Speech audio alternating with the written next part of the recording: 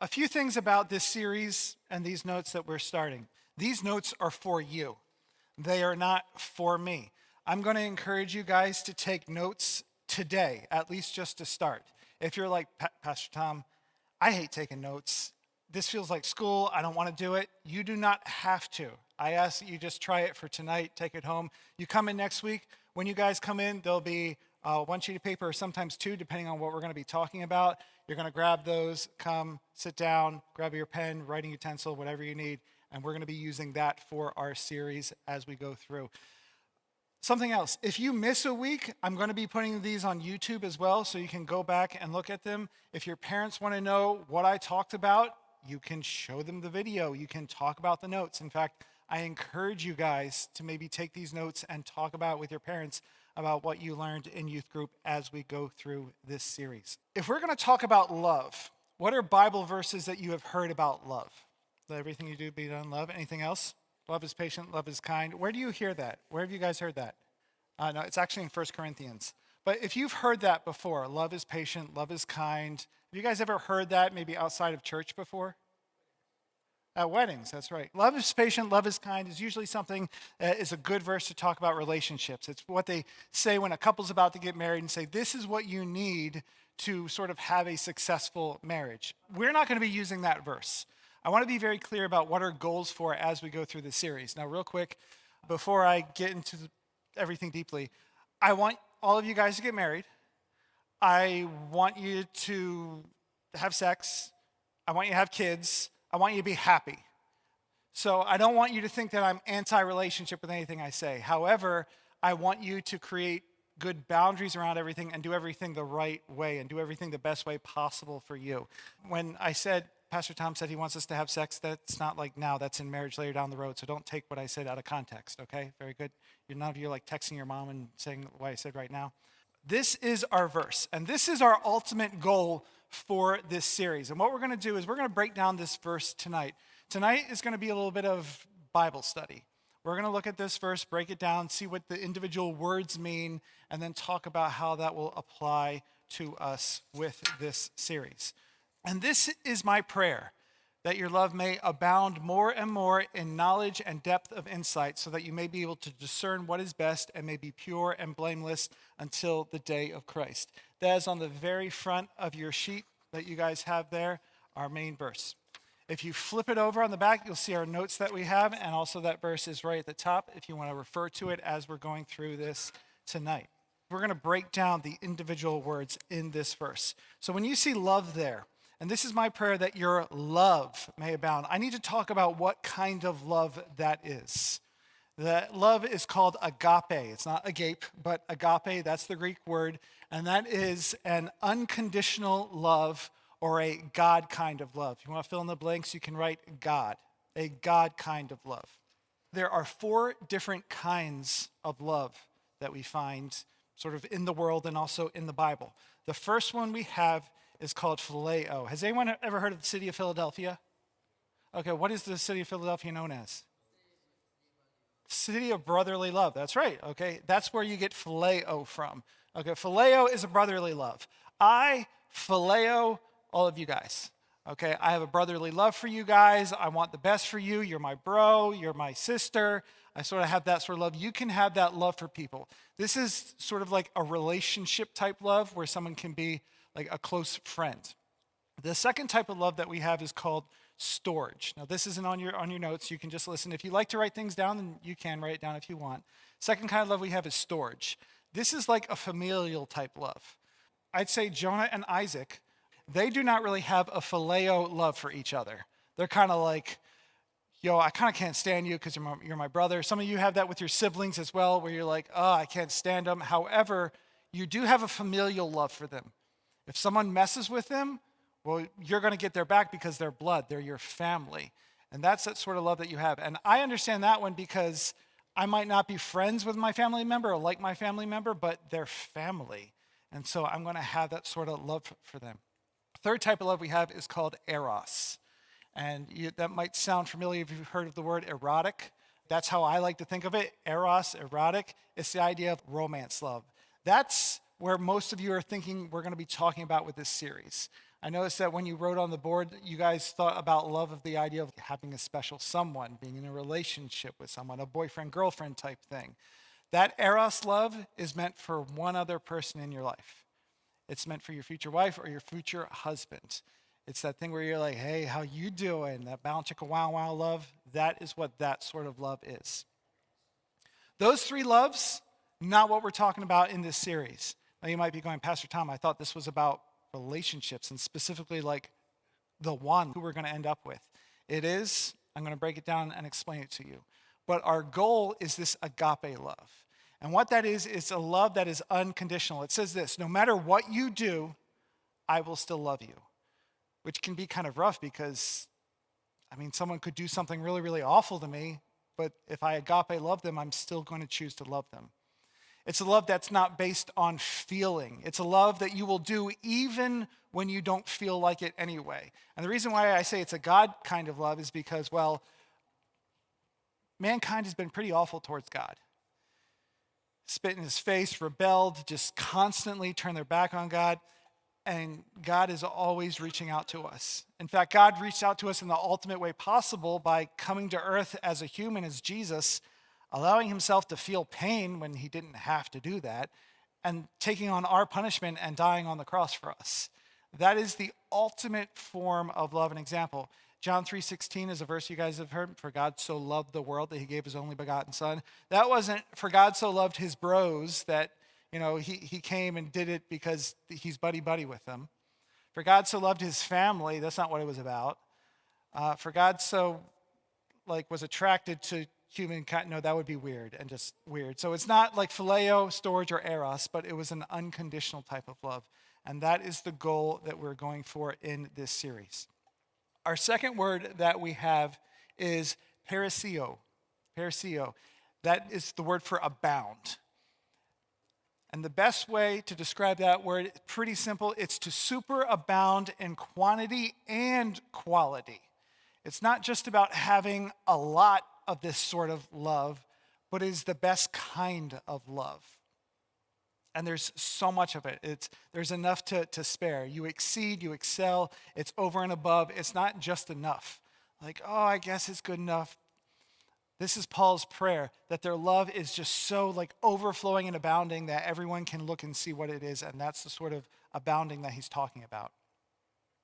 Superabound in quantity and quality. Our next word, knowledge, is epignosis. That your love may abound more and more in knowledge.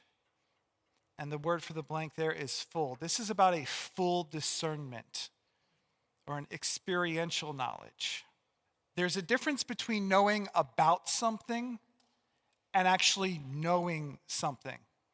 If you talk to a 5-year-old about love, they'll probably talk about how they saw a wedding on TV, or maybe they went to one, and one day I'll dress up in a suit and tie, or I'll have a wedding gown, and I'm going to become a mommy and a daddy.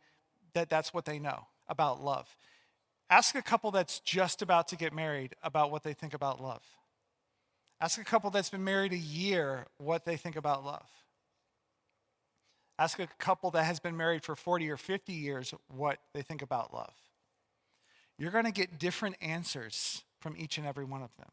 They've experienced it at different levels. And the experiential love that we're talking about is not something that you can point to and say, oh yeah, I've heard about that. But it's something that you have felt. The love that Paul is talking about here is something that you know it because you have went through it and experienced it. This awesome love that he's talking about is something that you have gone through. If you guys have ever been in school and you've been in science class, you can read about science in a textbook. And you can know about that thing. However, if you go into a lab and you're doing science experiments, you're actually going to know it because you've experienced it. You're going to understand it better. And that's what I'm talking about. This is not a love that you just heard of that you can talk about, but something that you've experienced yourself. The next word that we have is aesthesis. This is for depth of insight. And what that means is perception, and also beyond the surface to the depths. What Paul is saying here is this isn't just about how things look on the outside to other people, but also how it actually is on the inside. Some of you may have looked at families and they seem wonderful and awesome. Or you see relationships and they seem so perfect.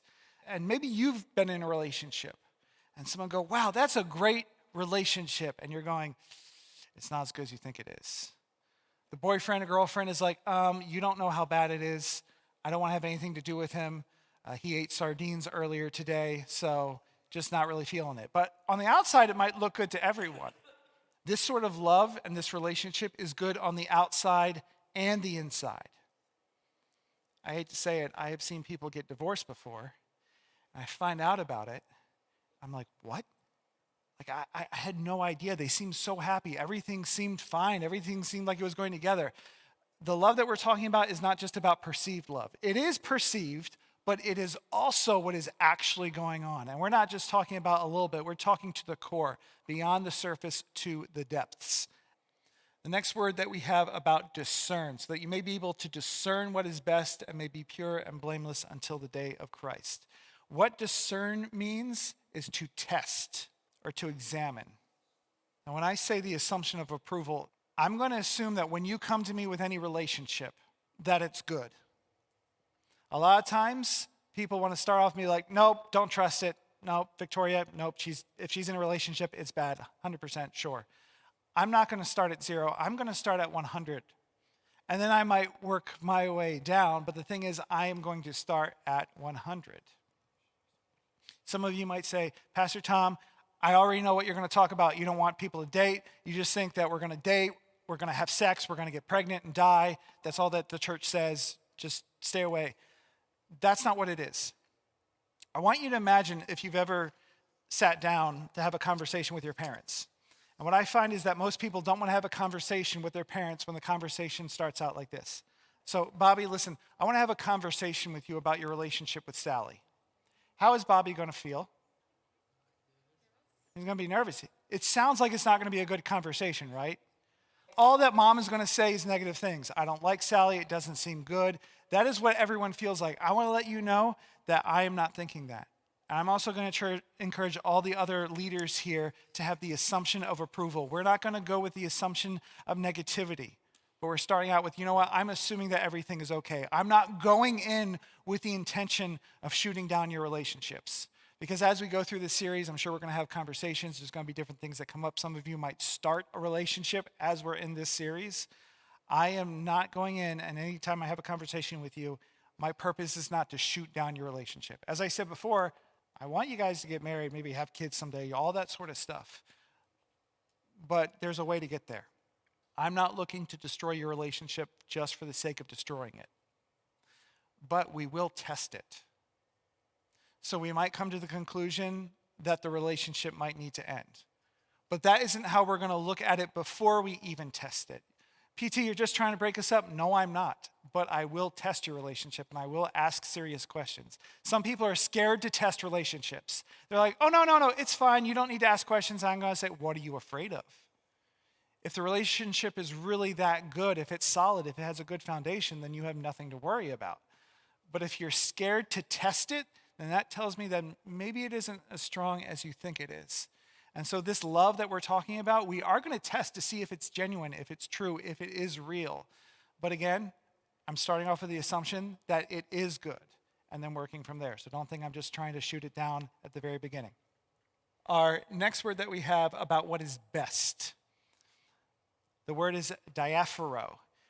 What that means is to surpass or to be better, to differ from, be of more value. I've heard people say, I'm afraid of losing them and don't know if I'll find something as good. I say, don't settle for good. Don't settle at all. When people say, it's good enough is not good enough for you. I don't want good enough for you. I want the absolute best for each and every one of you. So if you go, it's good enough, that's not good enough. I want diaphoro. I want the absolute best, something that is different from what the rest of the world has to offer. What I'm looking for you guys is not a good thing, but it is the best thing. something that isn't normal compared to the rest of the world. Good is not good enough. The world is very immature. I showed you guys that video at the very beginning to show that is how many people start relationships. Granted, it was sort of an extreme thing about like kids in kindergarten. However, sometimes people play those same games as they grow up and become adults. As Christians, as followers of Jesus, we should live our lives differently. We need to be different. Our methods need to be different than the rest of the world. What we are doing should surpass or be better than what the rest of the world does. I've been a youth pastor for about 17 years. And I stopped keeping track a few years ago, but I'm going to give you some of the numbers. Successful relationships that I have seen that are still successful today that started before the age of 18. In my whole life that I've seen, that I've personally been a part of it and known, I've seen three. Three relationships that started before the age of 18 that are still going on today, that are successful. Unplanned pregnancies, I've known at least 14. 14 people have got pregnant or got someone else pregnant that were not planned. And these are just the ones that I know of. I'm sure there's probably ones I don't know of because sometimes people don't want to share those things. And for broken hearts, I've probably ministered to over 700, 800 teens over my life. I stopped counting. There was a time when I was actually writing down so I could give people numbers when I did this series and let them know this is how many, well over 100. I just stopped keeping track because everyone gets hurt and they get to a point where they are just broken. And some of you know and understand what I'm talking about. You've been in that relationship already where you are just crushed and you're like, I feel like there's no hope. I'm not good enough. She's terrible. I hate her. I can't stand him. Why did I let myself do that? I want to help you guys avoid all those things. What we do should be better than everyone else, and that is the best that I want for you. That's why we're doing this series, to avoid that pain and to have what is the best. Our next word that we have is for pure. Discern what is best and may be pure and blameless until the day of Christ. And that word for pure is elikrinis. That's the Greek word. And what it means is to be judged by sunlight, tested as genuine or sincere. Have you guys ever had like a solar-powered calculator before? If I had a solar-powered calculator in here and I turned it on, it would turn on. I'd see it. If you go out on a cloudy day, not even sun shining, and take the solar-powered calculator outside and you turn it on, it comes on right away super fast because that light is different than the light that we have here. There's more power to the light. You can actually see better. There have been times where I look and I'm like, oh, the shirt's clean. And then I go outside and then in the sunlight, I'm like, oh, there's stuff that I didn't see here before. But now that I'm in the sunlight, I can see it a lot better. That is the purity that we're talking about. A purity that it's not just, it looks good in darker light, but we want to shine the brightest light possible on it so we can tell if it is pure. I want you guys to shine a light on your relationship to test its genuineness and its purity so that you can see that it actually is clean and the most clean of all. Our last word that we have for blameless. You can be pure and blameless until the day of Christ, and that is aproskopos. And what that word means is not leading into sin. Faultless, without offense. We want relationships that aren't leading us into sin. If you're like, you know what, whenever I'm with him, I'm just always robbing liquor stores and running over grandmas. That's a relationship that leads to sin. That is an extreme example, but maybe you could do something like this. Whenever I hang out with her, I find that I kind of waste my time and I don't do my homework assignments. Well, then that's something that isn't good for your relationship. It's compromising who you are and compromising what you should be doing. We don't want our relationships to lead us into sin. We want to stand before God and say, oh, and by the way, not just God, but I'd say the rest of the world as well, and say, I am proud of this relationship. I'm proud of what we have. I want the whole world to see it. I have nothing to hide. I'm good with that. I want to shine light on it because I'm proud of it and it is good. That's part of the idea that we're talking about testing and shining light on it as well. If you feel like you have to hide something or hide a relationship, that's causing you to sin. And if it's causing you to sin, it is having an impact on what your love actually is. Because remember, when we start out this verse at the very, very beginning, it says that your love may abound more and more in knowledge and depth of insight, so you may be able to discern what is best and may be pure and blameless until the day of Christ. This love that we're talking about is something that helps make you pure and blameless and will not lead you into sin. If you have a relationship and you go, maybe everyone doesn't need to know about it. This is someone I probably don't want my mom to meet. That's a giant red flag if you're hiding those things. There could be some problems there. Also, if you're hiding something about a relationship, like maybe having the relationship in the first place, exactly when are you going to tell other people in your life about that relationship? I mean, it's going to happen eventually, right? Because if you want to end up with him, but you're hiding it now, when are you going to come out and be like, surprise, we've actually been going out for a while? Probably not going to happen. I'm going to share with you guys some stories from my life throughout this series. And one of them, unfortunately, I hid a relationship. And it was one of the more painful things I've ever been through. So I don't want you guys to hide your stuff. I don't want your relationships to lead you into sin. And by the way, the hiding thing is just one thing. You could be being led into sin other ways as well. So if the person that you're with is causing you to separate from God and do stuff that God wouldn't want you to do, that's not very good. This sort of love that we're talking about will not cause you to compromise who you are or what you believe. So, for our verse, let me just reread it.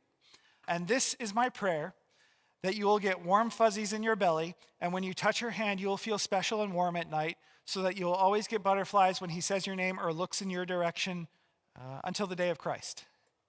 Is that what it says? No. We're talking about something that goes beyond feelings.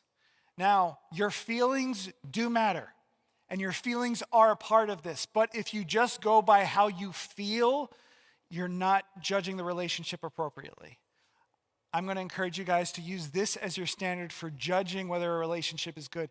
And if some of you are thinking and you're going like, I don't know if this is good, then it's causing a problem, then maybe you might want to reevaluate what you're doing. We're going to walk things through. Don't feel like you have to do anything tonight. Katie and I are available to talk as we go through this series, but I don't want you to feel like you're pressured to do anything right now.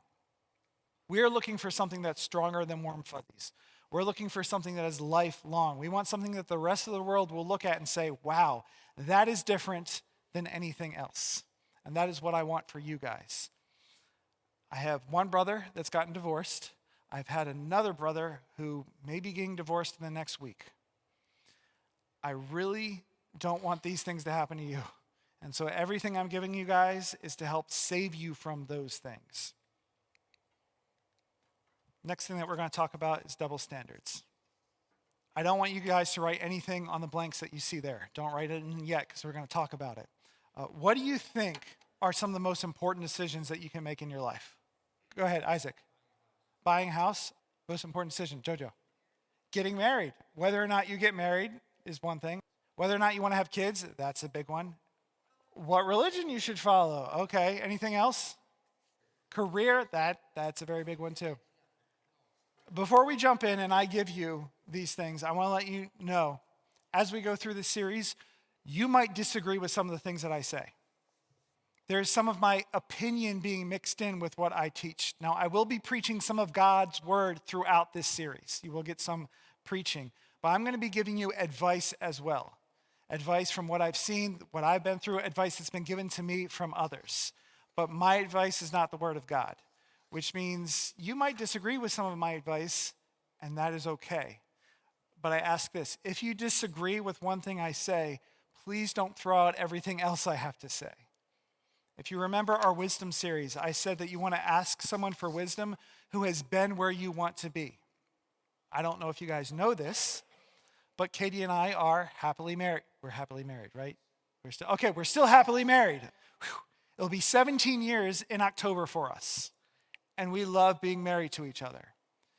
Now, we both made some mistakes, but we still are both very happy with our relationship. I hope that you guys look at us. I really do want this. And I don't want to say this as a brag, but this is what I desire our relationship to be. I want our relationship to be something where you say, you know what? I would love to be in a relationship someday like Pastor Tom and Katie are in.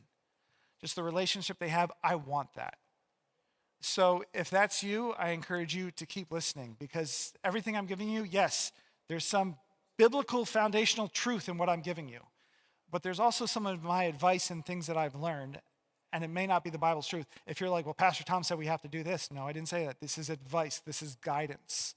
So I want you guys to listen and judge carefully with everything I say. With that being said, I believe the most important decision you can make, your decision to receive and follow Jesus Christ as your personal Savior. If you want to, you can just write Jesus. That's easy for you if you hate taking notes. Your decision to receive and follow Jesus Christ as your personal Savior. If you choose not to do that, the consequences are eternal. If you choose to do that, the consequences are eternal in the other direction. Once you follow Jesus, it changes each and every other decision that you make in the rest of your life. It affects every decision that you make, because now I'm not living for me. I'm living for Jesus. The cool thing is Jesus wants what's best for me, which means that if I do what he wants me to do, then it will ultimately be good for me. We'll talk about that a little bit later on in this series. But everything I do, I want to run by him. If I'm doing something that he doesn't want me to do, then I'm making a mistake. That's the first and most important decision that someone can make. Now, the second one is this, and I want you to listen very carefully to this one.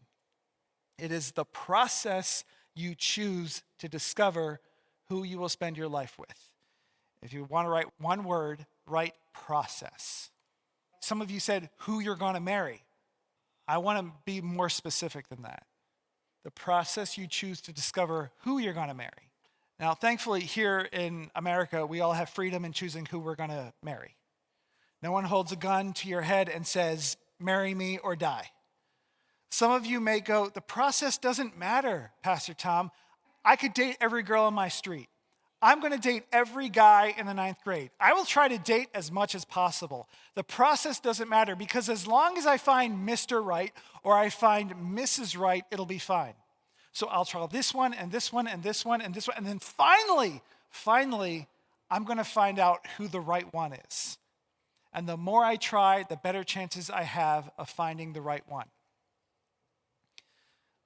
What I'm telling you tonight and throughout this series is that all of those previous relationships, everyone leading up to finding the one for you, is going to have an impact on your life and shape who you are as a person.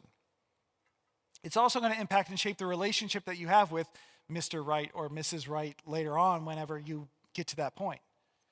Some of you might go, hold on, once I find them, they should love me unconditionally. Because, right, Pastor Tom, you said that this is an unconditional love. So my past won't matter. What I did in the past shouldn't matter.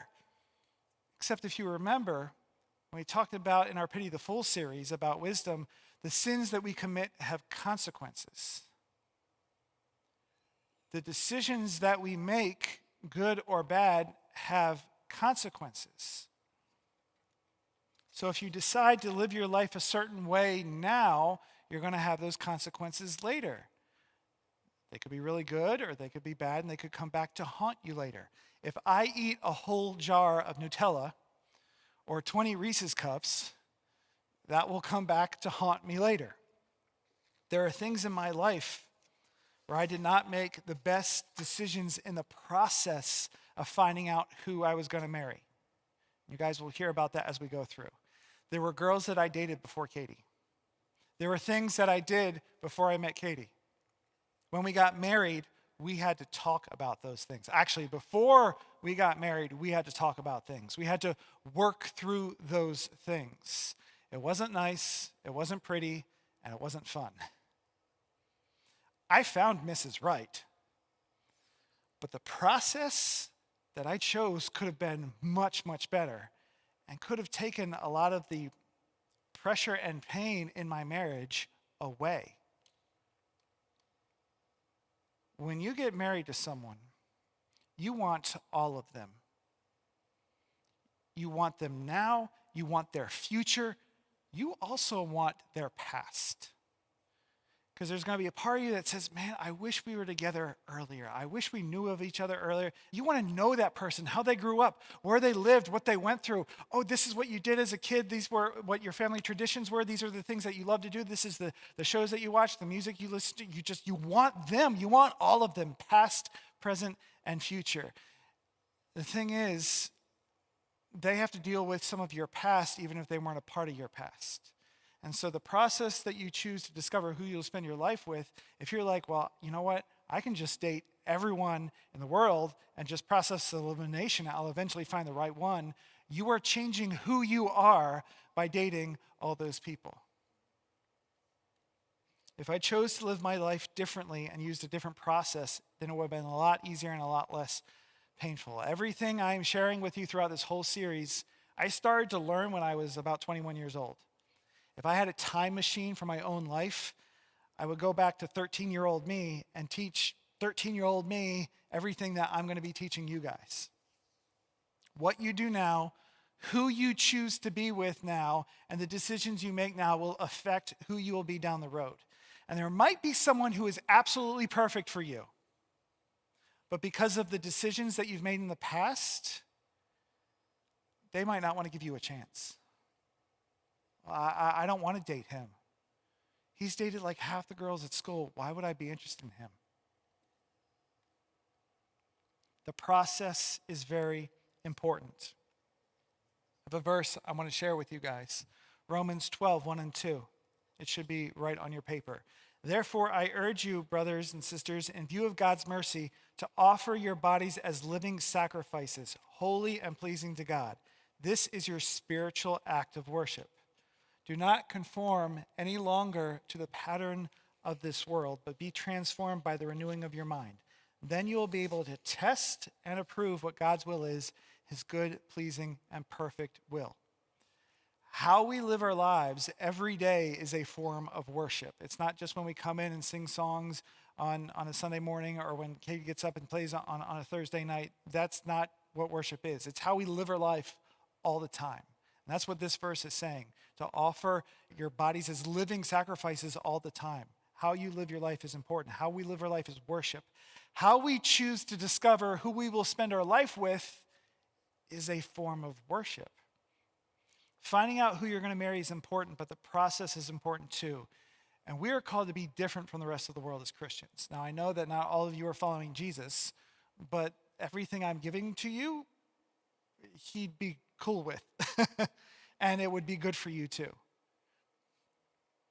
As we walk through discovering who we're going to spend our life with, we will be changed and made into something new. This verse says that we can be transformed. The way that we date is a form of worship.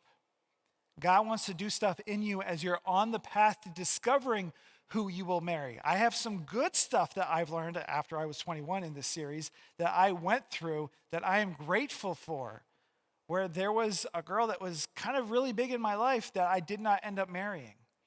But we were very good with our process, and I'm so grateful for that. I'll share with you more about her later. If you fast forward 3 years, 5 years, 7, 10, 40 years down the road, whenever you might get married, and we just press the button and all of a sudden you're standing there at the altar. You're like, I just got to get to where I'm married. You're missing out on so much stuff. Dating can be fun if you do it correctly.